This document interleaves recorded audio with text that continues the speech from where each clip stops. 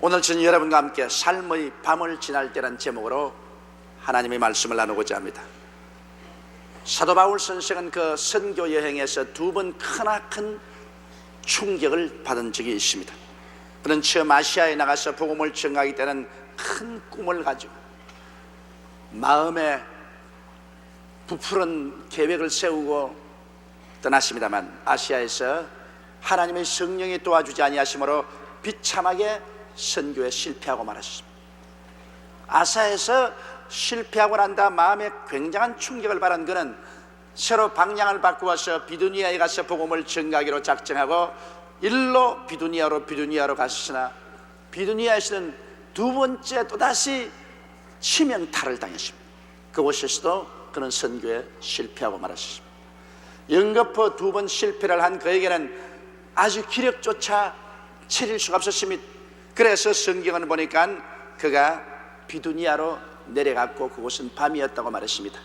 인생길이란 항상 올라갈 때가 좋고 또 찬란한 빛이 비치는 행로를 걸을 때가 좋지, 내리막길을 가는 것은 힘들고 고통스럽고 더구나 앞을 바라볼 수 없는 캄캄한 밤을 맞이하게 될 때는 그 고통은 말로 다 할 수 없습니다. 바울은 두 번의 실패의 충격을 받고 난 다음에 드로아의 캄캄한 밤에 내리막길에 앉았습니다. 그리고 그는 그곳에서 기도하고 있었습니다. 그런데 하루 하나님께서 그에게 찬란한 환상을 보였습니다. 그는 마게도니아인의 환상이었습니다. 마게도니아로 건너와서 우리를 도우라. 그래서 그곳에서 바울은 새로운 꿈과 환상과 소명을 얻고 일로 마게도니아로 건너갔습니다. 그곳에서 하나님의 도움으로 말미암아 온 유럽을 복음 천지로 만드는 위대한 기적을 창조할 수 있게 된 것입니다. 우리 인생을 사는 생활도 그와 같습니다.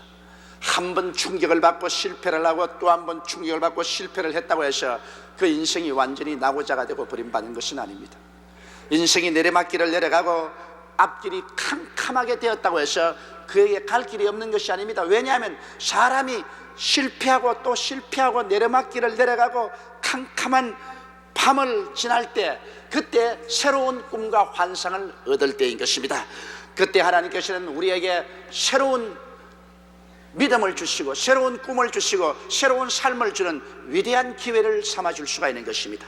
이렇기 때문에 실패가 성공으로 변하게 되고 절망이 소망으로 변하게 되는 것은 우리가 캄캄한 밤을 만났을 때 세상에 나가서 길을 찾으려고 방황하지 말고 하나님을 찾을 때 하나님께서는 우리의 마음속에 깨어진 꿈 속에서 새로운 꿈과 환상을 주시고 새로운 삶의 행로를 보여주시고 거대한 승리의 길을 열어줄 수가 있는 것입니다.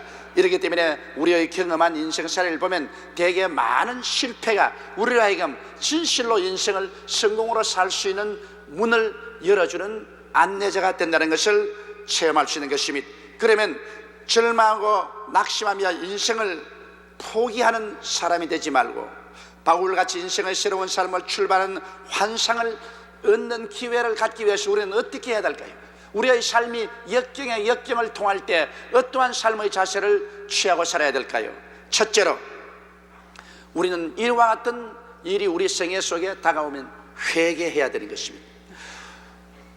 회개는 내가 죄를 지었을 때도 회개하고 내 스스로가 죄를 깨달을 수 없을 때도 회개해야 됩니다. 왜냐? 우리가 역경을 통할 때는 하나님께서 우리에게 그 무엇을 깨닫게 하기 위해서 역경을 통하게 하는 것이기 때문에 하나님 앞에서 아무런 변명을 하지 말고 깨어져서 회개해야 되는 것입니다. 여러분, 우리는 자기가 알지 못하는 사이에 이 세상의 교만의 깝지를 덮어쓰게 되기도 하고 세상 풍습이 그 생활을 둘러싸기도 되는 것입니다. 이와 같은 교만의 깝지를 벗기고 세상 풍습에서 벗어나고 하는 것은 회개하는 길밖에 없습니다. 자기의 죄를 철저히 회개하고 불신앙을 회개하고 불순종의 죄를 회개하는 기회를 삼아야 되는 것입니다. 고난당하고 역경에 처해도 회개할 줄 모르는 사람은 새로운 꿈과 환상을 얻을 자격이 없습니다. 고난당할 때 자기의 죄만 회개할 것 아니라 조상의 죄도 회개해야 하는 것입니다. 왜냐하면 하나님께서는 조상이 죄를 범하면 그 자손 3, 4대까지 하나님께서 화를 내리겠다고 말한 것입니다. 이렇기 때문에 조상이 잘못해도 그 죄가 3, 4대로 내려가는 것입니다. 조상의 죄라도 회개해야 될 것입니다. 조상의 죄만 회개할 것이 아닙니다. 사회와 민족의 죄도 회개해야 되는 것입니다. 왜냐하면 그 사회와 민족의 잘못이 그 한 개인의 생활 속에도 치명타를 가져올 수 있기 때문인 것입니다. 하나님은 우리를 깨우치게 하시려고 깨뜨리시기 위하여, 그리고 하나님의 뜻을 깨닫게 하기 위하여 징계하실 때가 많습니다. 성경 히브리서 12장 5절로 13절에 보면 또 아들들에게 구원한 것 같이 너희에게 권면하신 말씀을 잊었도다. 일러스되 내 아들아 주의 징계하심을 경히 여기지 말며 그에게 꾸지람을 받을 때 낙심하지 말라. 주께서 그 사랑하시는 자를 징계하시고 그의 받으시는 아들마다 책질하심이라 하였으니 너희가 참으면 징계를 받기 위함이라. 하나님은 아들과 같이 너희를 대우하시나니 어찌 아비가 징계하지 않는 아들이 있으리요. 징계는 다 받는 것이거늘 너희에게 없으면 사생자여 참 아들이 아니니라. 또 우리 육체의 아버지가 우리를 징계하여도 공경하였거든 하물며 모든 영의 아버지께 더욱 복종하여 살려 하지 않겠느냐. 저희는 잠시 자기의 뜻대로 우리를 징계하였거니와 오직 하나님은 우리의 유익을 위하여 그의 거룩하심에 참여하게 하시느니라. 무릇 징계가 당시에는 즐거워 보이지 않고 슬퍼 보이나 후에 그로 말미암아 연달한 자에게는 의의 평양한 열매를 맺나니 그러므로 피곤한 손과 연약한 무릎을 일으켜 세우고 너희 발을 위하여 곧은 길을 만들어 저는 다리로 하여금 어그러지지 않고 고침을 받게 하라고 주님께서는 말씀하고 계신 것입니다. 이러므로 하나님께서는 우리의 일생을 통하여 수많은 징계를 내리십니다. 우리는 이런 징계가 우리에게 내려올 때 스스로를 변명하지 말고 하나님 품에서 자꾸 도망치지 말고 그때는 깨어지고 회개하는 것입니다. 사도 바울 선생이 아시아에서 실패하고 비두니아에서 실패한 것은 하나님의 징계입니다. 왜냐하면 그가 열심히 특심해서 하나님 앞에 기다리고 하나님의 뜻을 알아보기도 전에 인간의 열심으로 질주했기 때문에 하나님께서는 그를 징계해서 그로 하여금 깨어져서 하나님 앞에 기다릴 줄 아는 그런 사람이 되게 하려고 주님이 징계하신 것입니다. 그가 아시아의 실패의 징계를 당하고 비두니아의 실패의 쓴 잔을 마시고 그 다음 드로아로 내려가서 캄캄한 밤에 하나님의 징계를 받고 깨어지고 회개하고 기다릴 때 하나님께서는 마게도니아의 새로운 환상을 보여주시고 새로운 위대한 선교의 길을 열어주신 것입니다. 이러므로 우리는 어려운 고비를 당할 때 첫째도 회개요, 둘째도 회개요, 셋째도 회개하는 것입니다. 주님께서는 말씀하기를 회개하라 천국이 가까이 왔다고 말씀한 것입니다. 하나님이 도와주시는 천국이란 회개하는 사람의 마음속에 임하는 것이지 교만한 자의 마음에 임하지 않습니다. 하나님은 교만한 사람을 낮추시고 겸손한 자에게 은혜를 주신다고 말씀하신 것입니다. 이러므로 우리의 일생은 항상 하나님께서 우리를 다스리고 인도하신다는 것을 알고 우리에게 시련과 환난 다가올 때 그때마다 무릎을 꿇고 하나님께 깨어져서 회개하고 자백하고 내 죄만 회개할 것이 아니라 나의 조상의 죄도 조국과 민족의 죄도 내가 회개하고 하나님 앞에 기다릴 때 하나님은 새로운 삶의 길을 열어주게 되는 것입니다. 둘째로 우리가 해야 될 것은 삶의 캄캄한 밤을 지날 때는 하나님의 도움을 간절히 구해야 되는 것입니다. 성경은 뭐라고 말합니까? 환난 날에 내게 부르짖어라.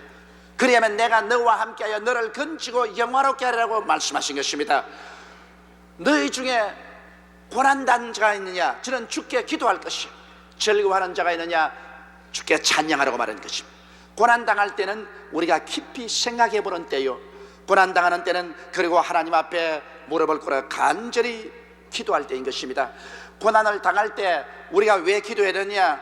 우리는 고난당하기 전에는 너무 세상 일에 분망해서 그만 예수 그리스도 십자가 중심의 생활 가치관을 잊어버리고 세상을 나갈 때가 많습니다. 성경엔 예수께서 말씀하기를 몸이 이복보다 중하지 아니하며 목숨이 음식보다 중하지 않느냐고 말씀합니다. 이것은 주님께서 가치관을 올바르게 세우라는 것입니다. 우리는 이 세상을 살면서 너무 그만 세상 일에 분유하다 보니까 이 세상의 부귀영화, 공명, 자식, 출세 이런 것에 중심이 되어서 예수 그리스도의 중심, 십자가 중심을 잊어버리고 마는 것입니다. 그러나 고난은 우리를 깊이 생각하게 만들어주는 것입니다. 고난당할 때 우리는 이러한 모든 깝지를 벗어버립니다. 몸이 옷보다 중하고 목숨이 음식보다 중한 것을 깨닫게 되는 것입니다. 회개하게 되고, 그래서 내가 어디서 와서 어디로 가며 왜 사는가, 그 좌표를 올바르게 설정할 수 있는 것입니다. 이렇기 때문에 고난당할 때 우리는 주의 도우심을 간절히 구해서 예수님 중심으로 서고 하나님의 자비와 긍휼을 간구하는 우리들이 되어야 될 것인 것입니다. 셋째로, 우리가 고난당할 때는 예수님의 말씀을 가까이 해야 되는 것입니다. 고난당할 때 여러분 다른 허튼 일 할 필요 없습니다. 고난당할 때는 주님께 엎드려서 기도하고 하나님 말씀을 부지런히 읽어야 되는 것입니다. 왜냐하면 하나님의 말씀 속에서 하나님 우리에게 고난당하기 전에는 도저히 깨달을 수 없는 깊은 교훈을 깨닫게 만들어주는 것입니다. 평소에 읽어도 무슨 말인지 알 수 없던 그런 말씀들이 고난당할 때는 내 영혼 속에 양식으로 다가옵니다. 깊은 단꿀이 되어서 영혼 속에 솟구쳐 올라오는 것입니다. 또한 고난당할 때 여러분 하나님 말씀을 읽으면 말씀보다 더 큰 위로가 없습니다. 세상 그 어떤 위로도 우리의 중심을 위로할 수 없습니다. 그러나 말씀은 우리 영혼을 위로하는 크나큰 영양제가 될 수 있는 것입니다. 이렇기 때문에 고난당할 때는 말씀을 찾아가야지, 말씀을 저버리고 그냥 탄식하고 원망하고 지나가면 아무 소용이 없습니다. 이스라엘 백성들은 고난당할 때 말씀을 찾지 아니하고 자꾸 원망 탄식하다가 그만 버림을 닫고 마는 것입니다. 말씀을 찾으면 바로 그 속에 하나님이 계시고 하나님의 돕는 손길이 나와 있는 것입니다. 말씀 속에서 하나님은 우리에게 믿음을 넣어주시고 우리에게 용기를 주시고 새로운 지혜를 주시고 총명도 주시는 것입니다. 이러므로 믿음은 들음에서 나며 들음은 그리스도의 말씀으로 말미암다고, 고난당할 때처럼 믿음이 필요할 때가 없습니다. 그럴 때 우리는 말씀을 마음속에 깊이 찾아가는 것은 대단히 필요한 것입니다. 넷째로, 우리가 고난당할 때는 믿음의 선배나 동지들과 만나서 대화를 하는 것이 참으로 좋습니다. 고난당하면 대단히 외로워집니다. 사람이 좋을 때는 친구도 많고 일가도 많습니다. 내가 부귀영화를 누릴 때는 대문이 아예 사람으로 끓이지 않습니다. 그러나 고난당하고 괴로우면 가까운 사람들 다 떠나갑니다. 물론 와서 동정은 해주지요. 불쌍하다고 말하지만은, 그러나 벌써 그 사람은 이 사회 속에서 잊어버려져 가는 사람이 되어가 버리고 마는 것입니다. 고난당할 때 친구가 참된 친구라고 말하는 것입니다. 좋을 때 친구야 얼마든지 있지요. 그러나 고난당하면 친구들이 다 떠나가고 마는 것입니다. 이렇기 때문에 형제는 고난의 날을 위해서 만들어졌다는 성경의 잠언서 말씀이 있습니다. 좋을 때는 친구들이 굉장히 좋아요.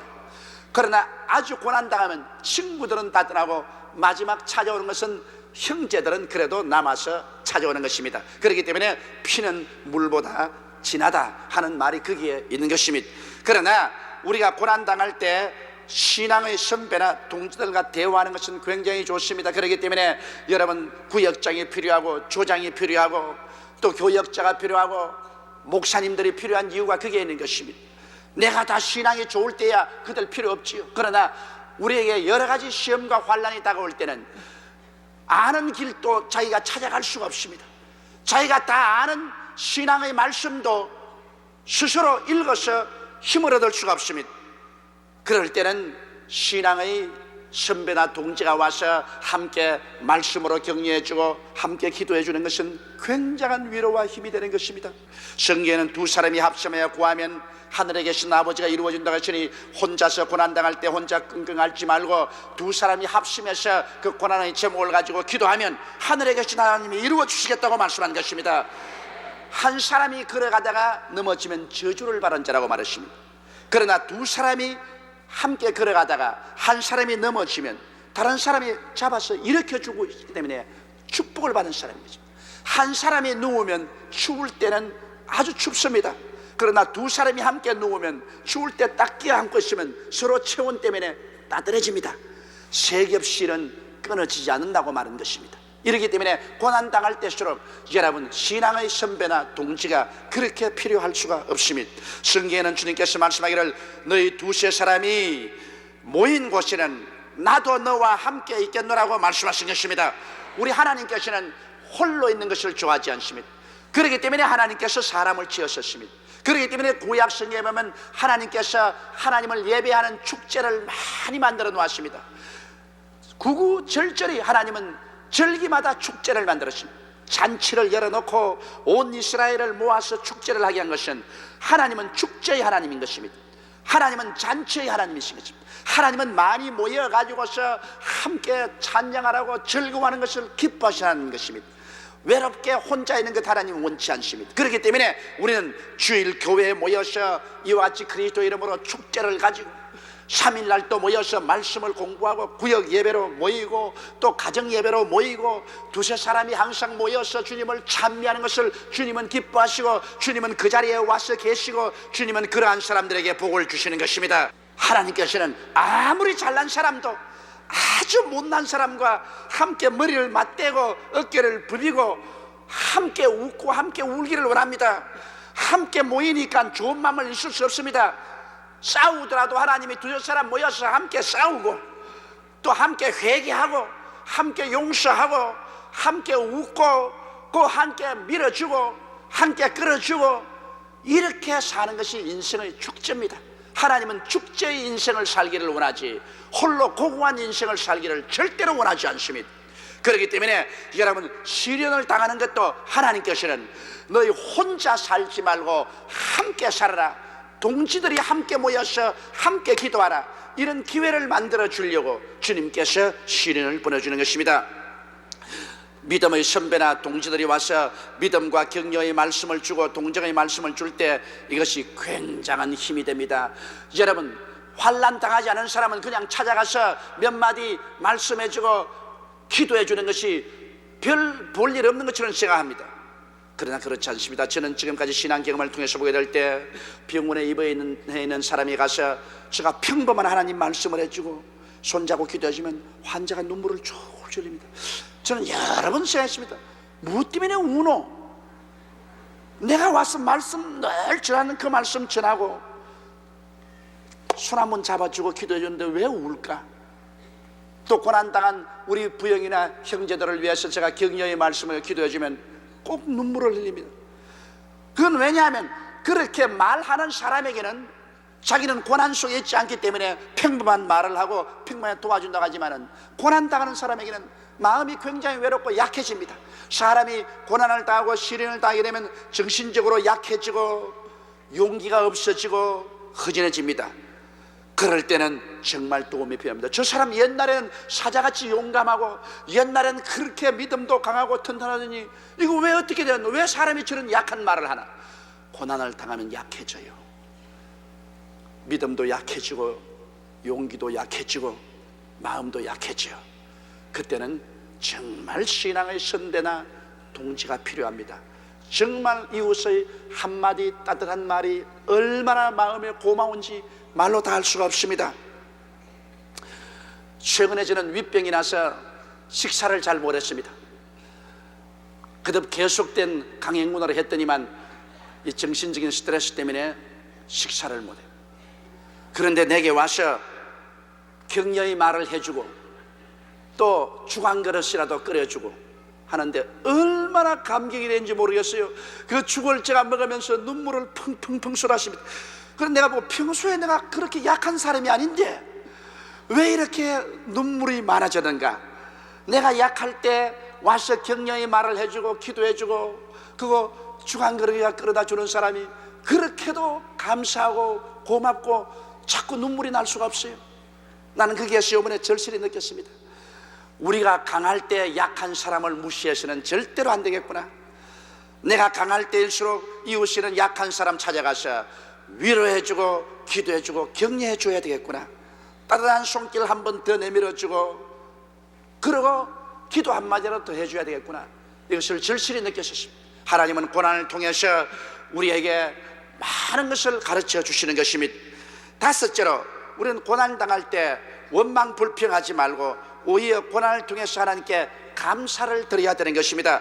왜냐하면 환난과 고난은 신앙 인격을 성숙시키고 인생을 새롭고 깊게 이해하게 해주는 것입니다. 고난당하지 할 때는 자기 혼자가 다 된 줄 알고 자기 혼자 모든 것을 다 해결하고 살아갈 줄 그렇게 알지만 고난을 당하면 자동적으로 사람들은 인생을 깊이 생각하게 되는 것입니다. 내가 어디서 왔는가? 내가 어디로 가는가? 나는 무엇하고 살아왔는가? 허송세월하고 살지 않았는가? 내 괜히 쓸데없는 일로서 분망하면서 살아오지 않은가? 내가 너무 무정한 인간으로서 살아오지 않은가? 이런 여러 가지 일을 생각하게 되는 것입니다. 그렇기 때문에 환난과 고난은 신앙 인격을 성숙시키므로 여러분, 우리에게 늘 편안한 날만 다가와서는 안 되는 것입니다. 환난과 고난이 종종 다가와야 우리 사람들은 성숙합니다. 속이 깊은 사람이 됩니다. 깨어집니다. 자기 이외 이웃을 생각하고 사랑할 수 있는 그런 사람이 될 수 있는 것입니다. 환난과 고난을 전혀 당하지 않은 사람은 물정을 알지 못합니다. 세상이 어떻게 돌아가든지 자기만 잘 먹고 잘 입고 잘 살면 된다고 생각합니다. 가난하고 불쌍하고 고난당하는 사람에 대해서 무관심하게 되고 마는 것입니다. 이러므로 우리의 신앙 인격이라는 것은 반드시 말씀만 있고 기도만 많이 한다고 해서 그 인격이 성숙하는 것은 아닙니다. 우리는 기도하고 말씀도 많이 읽고 성령 충만해야 되지만 종종 하나님이 보내시는 시험과 환난을 통해서 우리는 시험과 환난을 먹고 그로써 우리 인격이 성숙하고 자라나야만 되는 것입니다. 환난과 고난은 우리를 죽이려고 하는 것이 아니라 우리를 성장시키려고 하는 밥이라는 것을 알게 되시기를 주의 이름으로 축원합니다.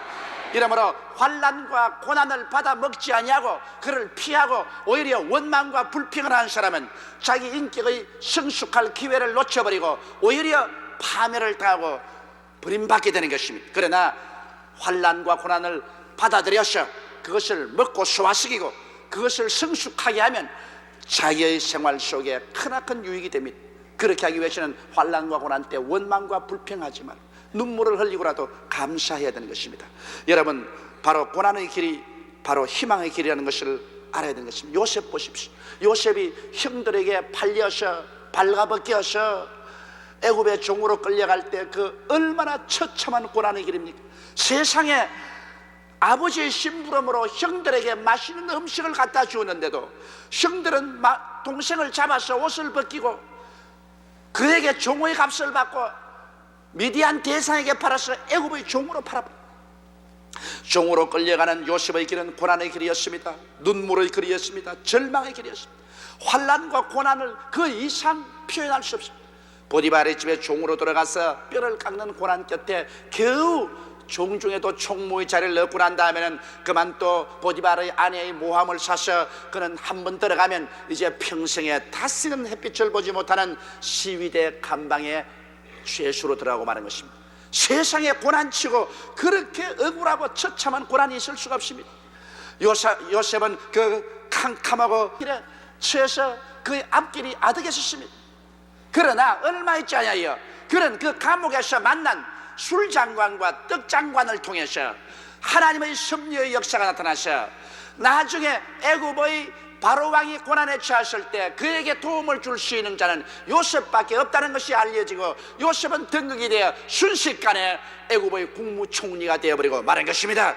그에게는 고난의 길이 바로 희망의 길이었습니다. 바울 선생님도 똑같았습니다. 바로 아시아에서 실패한 고난의 길, 비두니아에서 실패한 고난의 길이 드로아의 캄캄한 밤에 내려앉으시나 그 고난과 어두움의 길이 그에게는 새로운 꿈을 얻고 새로운 환상을 얻는 희망의 길이 되었다는 것을 그는 알게 된 것입니다. 이렇기 때문에 고난당할 때 하나님께 감사해야 될 것은, 왜냐하면 고난은 여러분에게 희망의 길을 여는 산고의 역할이 된다는 것을 잊지 마시게 되시기를 주의 이름으로 축원합니다.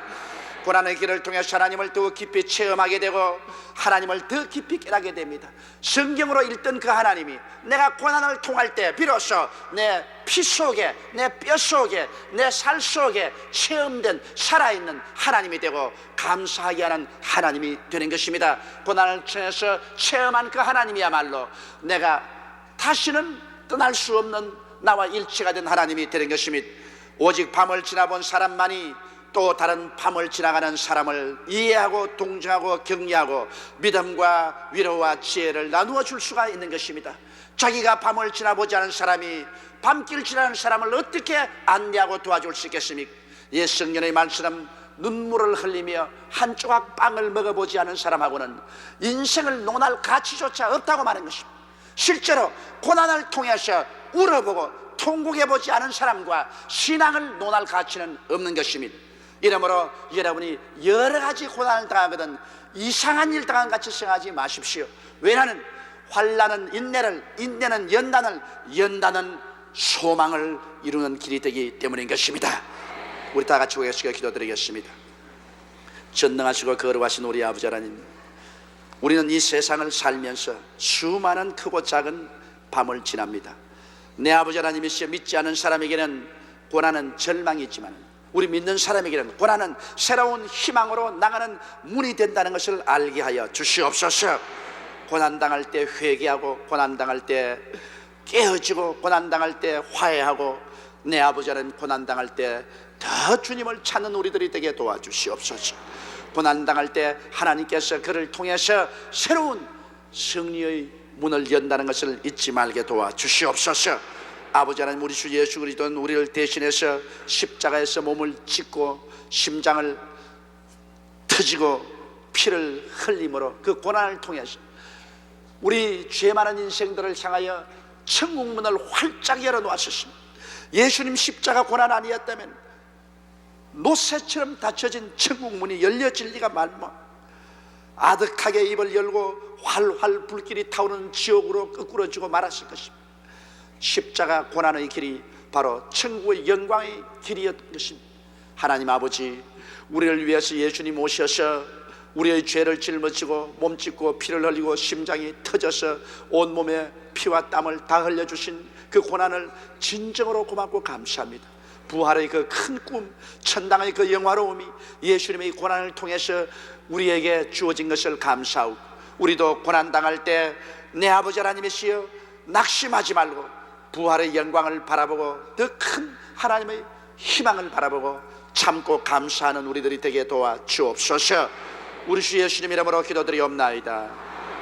아멘.